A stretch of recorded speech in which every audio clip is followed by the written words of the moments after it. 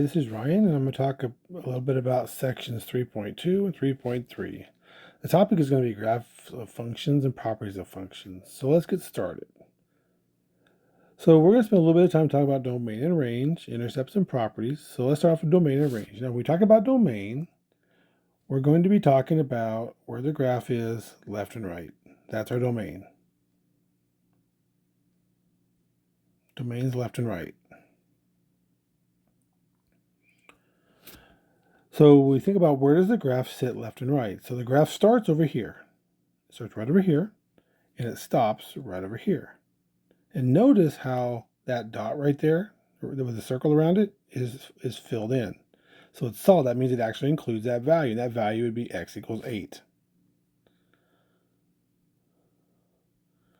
And the y value over here, the x value over here, it just keeps going on forever. That arrow means it goes on forever. So that means it to be negative infinity. Oops, that's an 8. So negative infinity. So to find the domain of this graph, we're going to go from negative infinity, because remember, you read left to right, so it's negative infinity to 8. So that's right here. You go from negative infinity to 8. Now that's called interval notation. Now we can also talk about set notation. And set notation is where the value is left to right.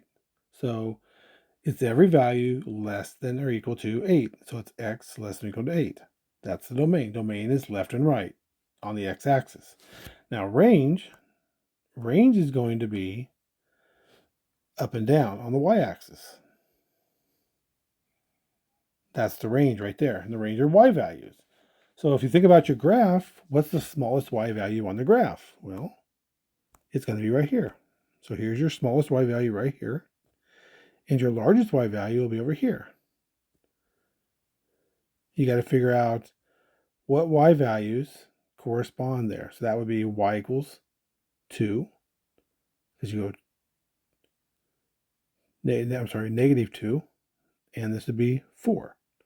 So your range would be from negative 2 to 4. And notice how they are brackets again because the dots are filled in. And that's interval notation. That's the interval notation. Set notation would be the values between negative 2 and 4, including the endpoints.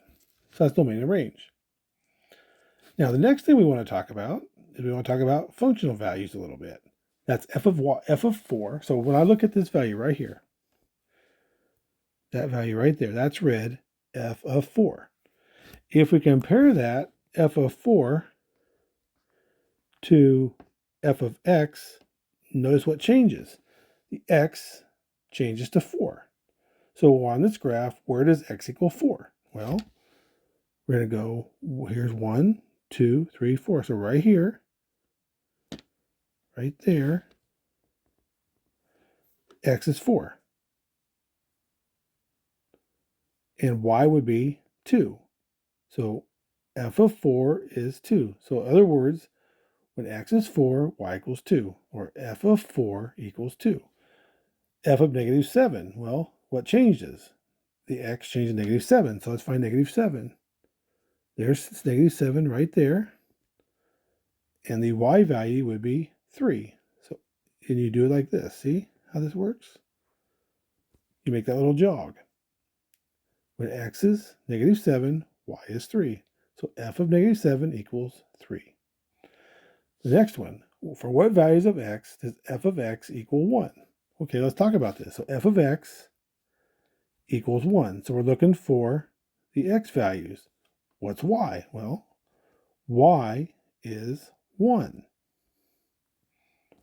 So where along this graph does y equal 1? Well, here's y equals 1 right there.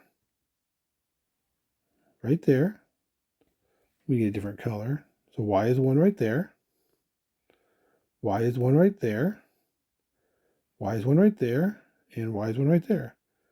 So those are y values. What are the corresponding x values? Well, it's negative 3, 0, 3, and 7. Next one, for what values does f of x equal negative 2? Well, what does negative 2 correspond to? Is it the y or the x? Well, they're looking for the x, so it has to be y. So where does y equal negative 2?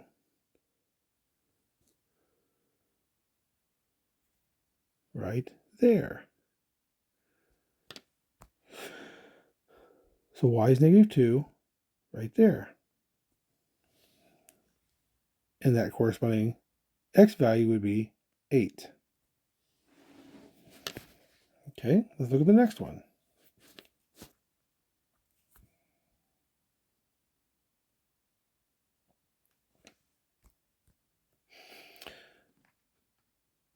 What are the intercepts? So what are intercepts? Intercepts are where the graph crosses the x or y axis. So where on this graph does it cross the x or y axis?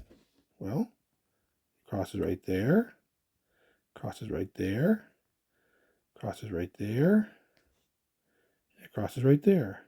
Well, I'm not doing a very good job hitting my marks, but anyway, it crosses right there.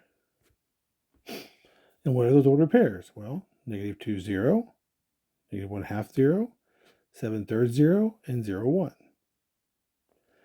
The x-intercepts are where the graph crosses the x-axis. So when you talk about an x-intercept, that means y equals 0. So your x-intercepts would be where the graph y equals 0. So notice how it's this one, and this one. The y-intercept is where the graph crosses the y-axis, or where x is equal to 0. And in that case, it's only 1, and it'd be right here at y equals 1.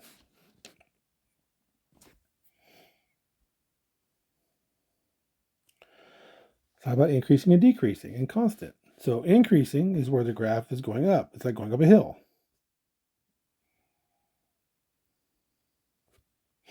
Okay, and that's on an interval from negative 1 to 1.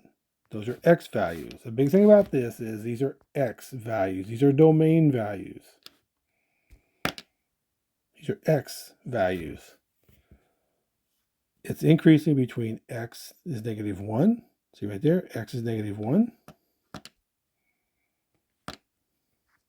Right here.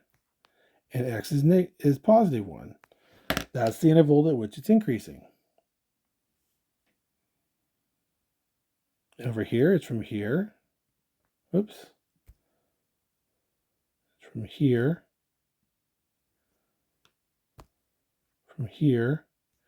to here. And those are increasing. Decreasing is you're going down the hill. And again, those are x values when you're going down the hill. So you're decreasing here,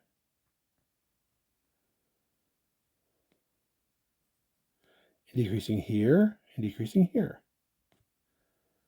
Those are all the places that you're decreasing. And they're x values as well.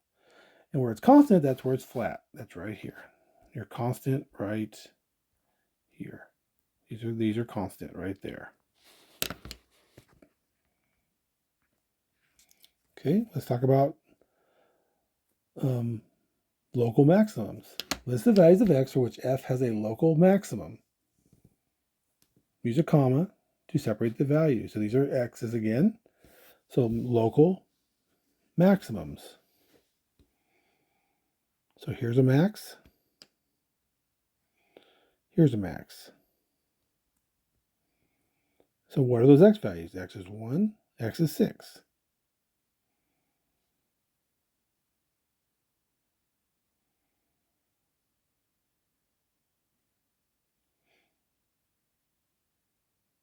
And what are the maximums? A maximum of 3 corresponds when x is equal to 1. A maximum of 4 occurs when x is equal to 6.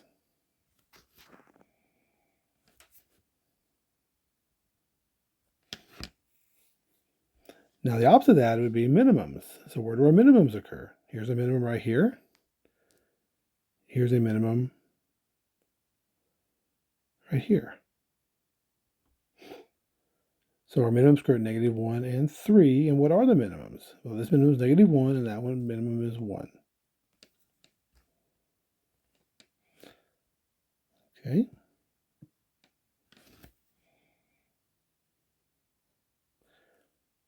Determine the absolute minimum, absolute maximum. Those are the smallest values.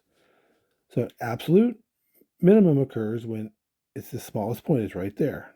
That occurs when x is 8 and it's negative 2. absolute maximum occurs right here, and that would be when x is 6, y is 4. And the last one is we want to look at our calculator.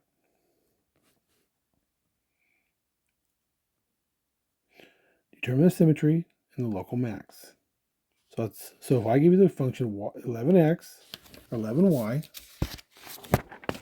equals x to the fourth minus 3y squared, and I want you to use your calculator to find a local minimum, we can do that in the symmetry. So let's go to our calculator and let's plug in that formula into y equals. We're going to do x to the fourth minus 3x squared minus 28 divided by 11.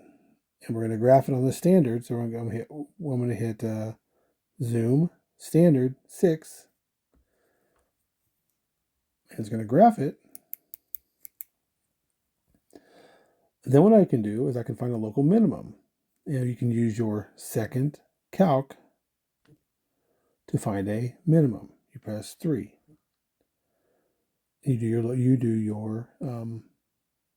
your bounds. So let's slide over here, do a left bound, hit enter, do a right bound, hit enter, hit a guess, and your calculator will come back and will give you a minimum, a y value of negative 2.75. That is your local minimum.